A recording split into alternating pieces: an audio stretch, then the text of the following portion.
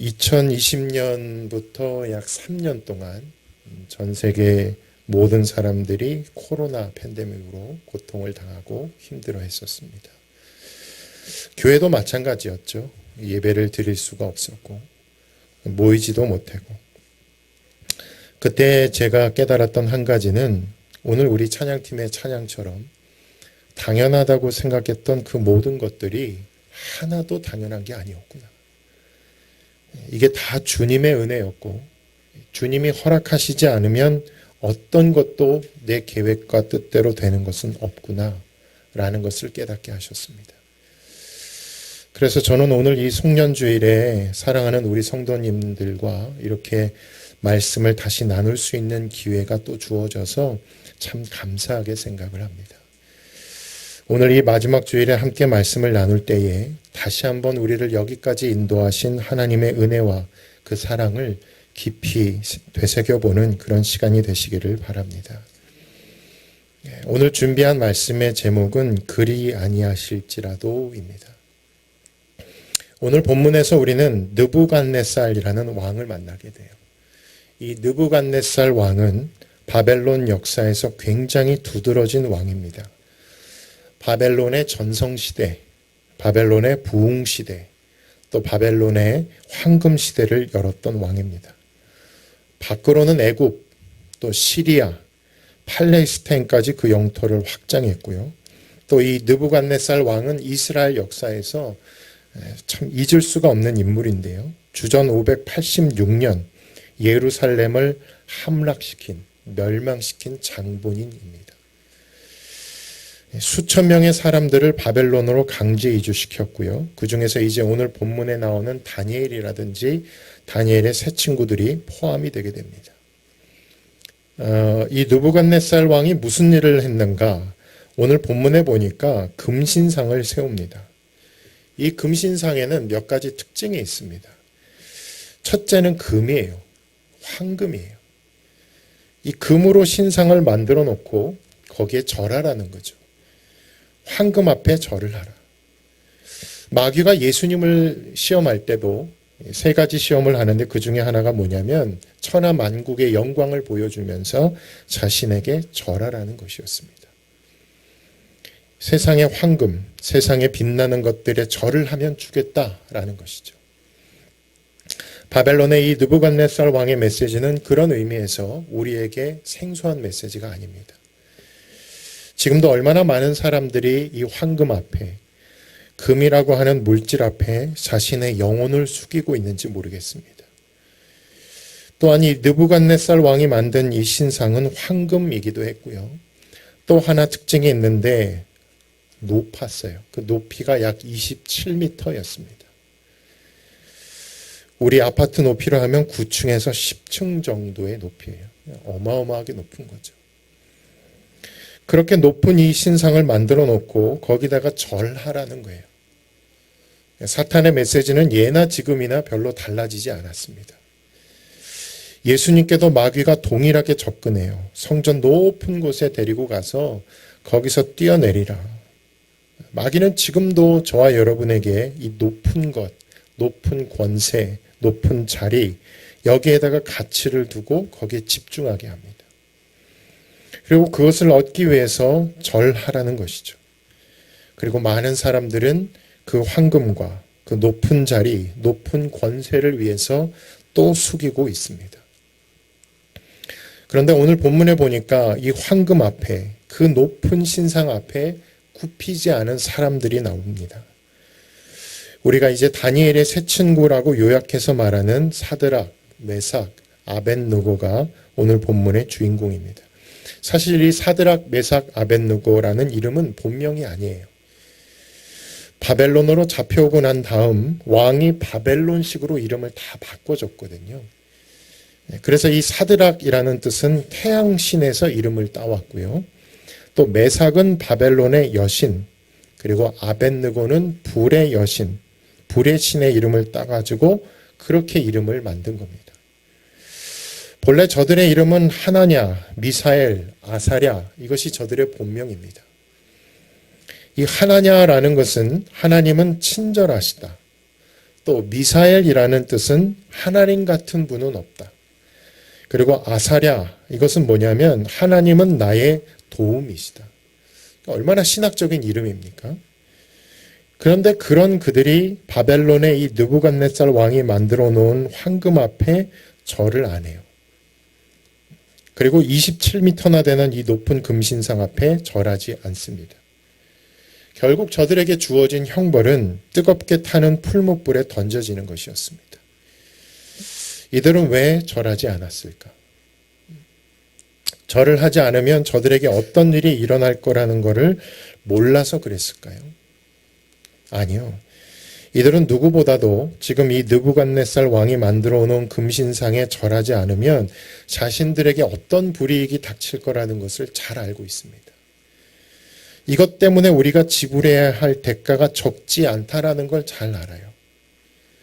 그런데도 절하지 않고 타협하지 않습니다. 그리고 풀무불 속으로 들어갑니다. 어떻게 저들은 그런 결정을 할 수 있었을까? 몇 가지를 좀 묵상해 봤습니다. 첫째는 하나님께서 그걸 싫어하시기 때문입니다. 단순해요. 하나님이 싫어하시니까. 그러니까 다니엘의 세 친구들에게는 기준이 있는 거예요. 그게 뭐냐? 이걸 하나님이 좋아하실까? 우리가 그 황금 앞에, 그 물질 앞에 내가 이렇게 굽신거리는 걸 좋아하실까? 내가 저 높은 자리를 탐하고 그걸 하나님이 좋아하실까? 대답은 자명했어요. 아, 하나님이 별로 원하지 않으시는구나. 그러면 저들은 그대로 순종하는 것입니다. 그것 때문에 어떤 어려움이 오는 걸 아는데도 그걸 하지 않는 거예요. 십계명 아시죠? 제일 첫 번째, 넘버원 계명은 하나님 외에 다른 신을 두지 말라는 것이었습니다. 우리 하나님은 질투하시는 하나님이십니다. 하나님은 항상 우리에게 넘버원이 되기를 원하세요. 황금이 넘버원이 아니라, 그 높은 자리가 넘버원이 아니라 하나님이 넘버원이 되기를 원하신다는 것입니다. 다른 기준이 없어요. 이걸 하나님이 좋아하실까? 이걸 정말 하나님이 원하실까? 하나님이 정말 내가 그렇게 하기를 바라실까? 그리고 저들은 결정합니다. 우리는 왕이 세운 금신상에 절하지 않겠습니다.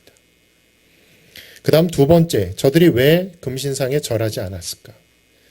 저들은 믿고 있었어요. 뭘? 하나님이 만일에 우리가 이제 저 금신상에 절하지 않고 풀무불 속으로 들어가게 되면 하나님이 우리를 구원해 주실 것이다. 이걸 믿고 있었어요. 그러니까 절하지 않는 거예요. 왕이여, 하나님은 우리를 구원해 주실 것입니다. 이게 그들의 고백이었습니다. 자, 오늘 본문 17절 말씀 같이 읽겠습니다. 시작. 왕이여, 우리가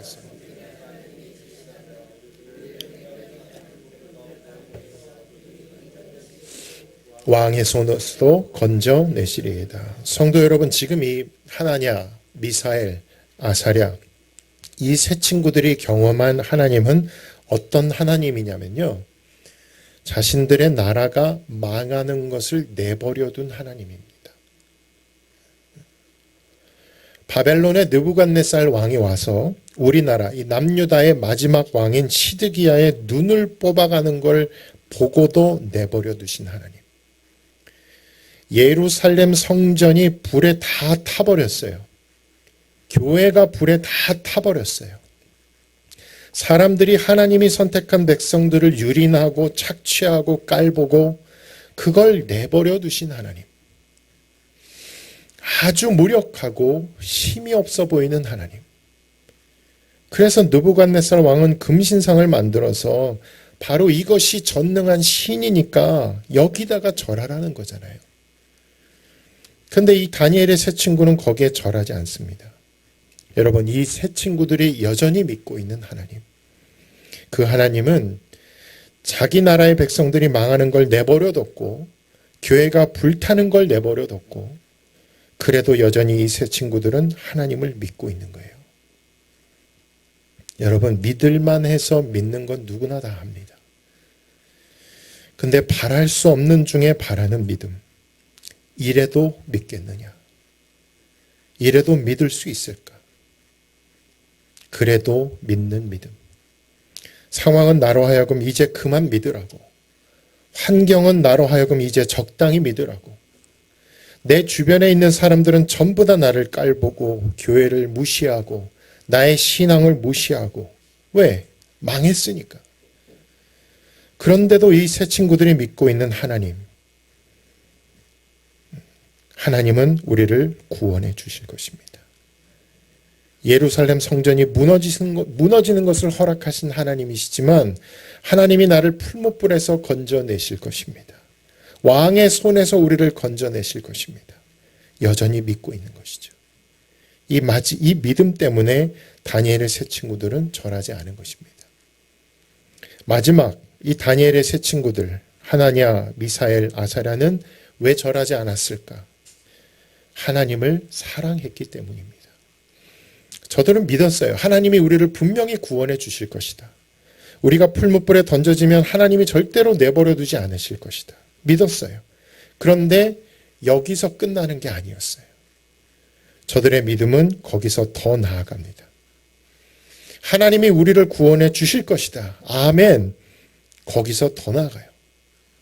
하나님이 구원해 주시지 않는다 할지라도 하나님이 나를 왕의 손에서 건져내지 않고 내 목숨이 저 풀무불에 타버린다 할지라도 한 줌의 재가 된다 할지라도 나는 그래도 왕이 세운 금신상 앞에 왕이 세운 저 황금 앞에 절하지 않겠습니다. 오늘 본문에 그렇게 표현하죠. 그렇게 하지 아니하실지라도. 자, 18절 말씀입니다. 같이 읽겠습니다. 시작.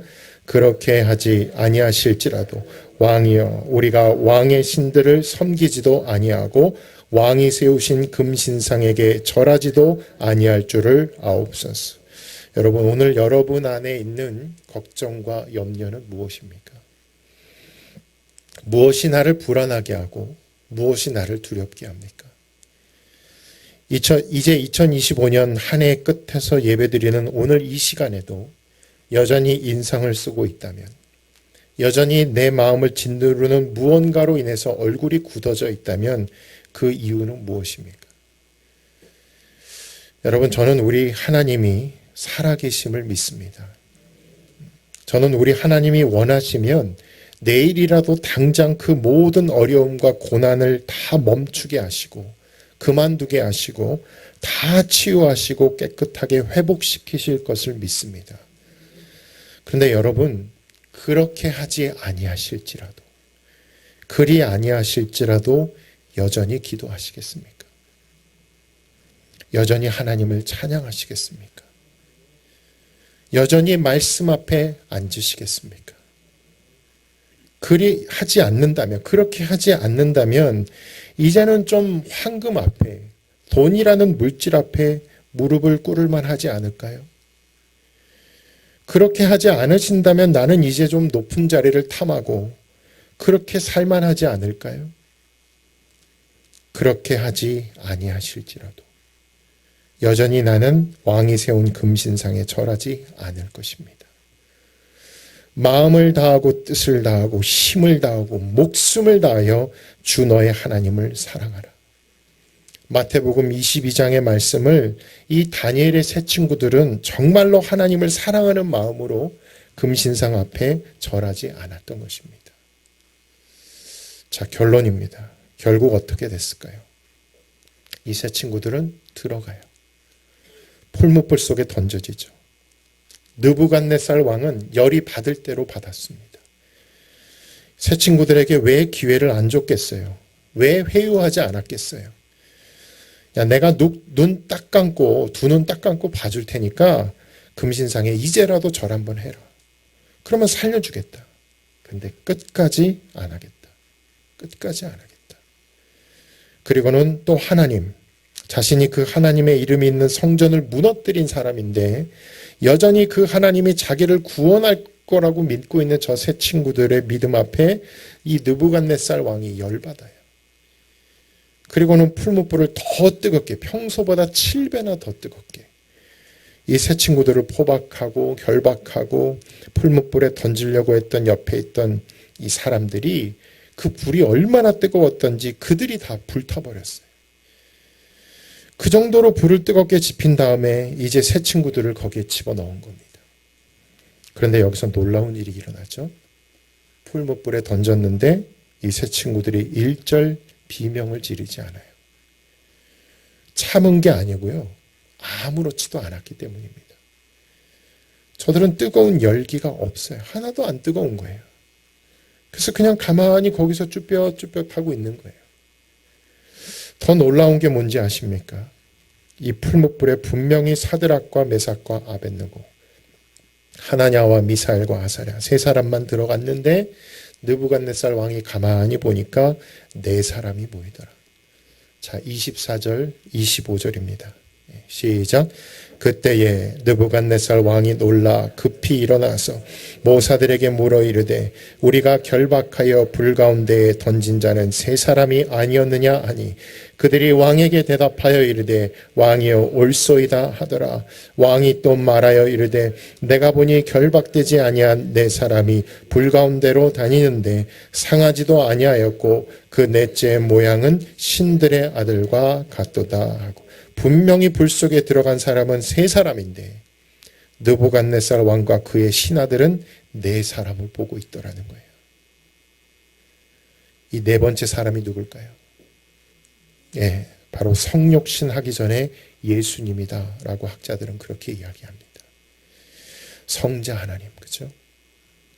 그분이 이 불 속에 들어가 이 세 친구들과 함께 계시는 거예요. 그들이 불 속에 들어가면 하나님도 불 속에 들어가고, 그들이 고통을 당하면 하나님도 고통을 당하고, 그들이 어려움을 겪으면 하나님도 어려움을 겪고, 그들과 같이 있는 것이죠.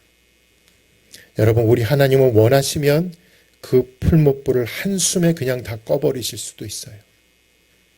후 하고 꺼버리든지, 아니면 하늘에서 비가 폭우같이 쏟아져서 꺼지게 하든지, 아니면 결박된 줄을 다 끊어버리고 새 친구들을 도망치게 하든지, 하나님이 하시려고만 하면, 풀무불에 못 들어가게 하려고 하면 얼마든지 방법이 있어요.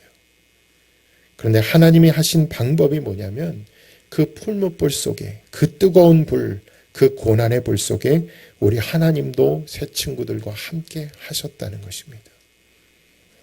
이 모습을 본 느부갓네살 왕이 감동을 받아요. 그리고 하나님을 찬양하기 시작합니다. 자, 우리가 읽지는 않았습니다만 28절 말씀입니다. 같이 한번 읽겠습니다. 시작.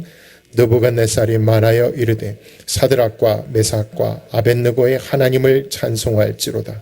그가 그의 천사를 보내사 자기를 의뢰하고 그들의 몸을 바쳐 왕의 명령을 거역하고 그 하나님 밖에는 다른 신을 섬기지 아니하며 그에게 절하지 아니한 종들을 구원하셨도다. 여러분, 우리가 세상에 보여줄 수 있는 하나님의 능력은 풀무불을 꺼버리는 능력이 아닙니다.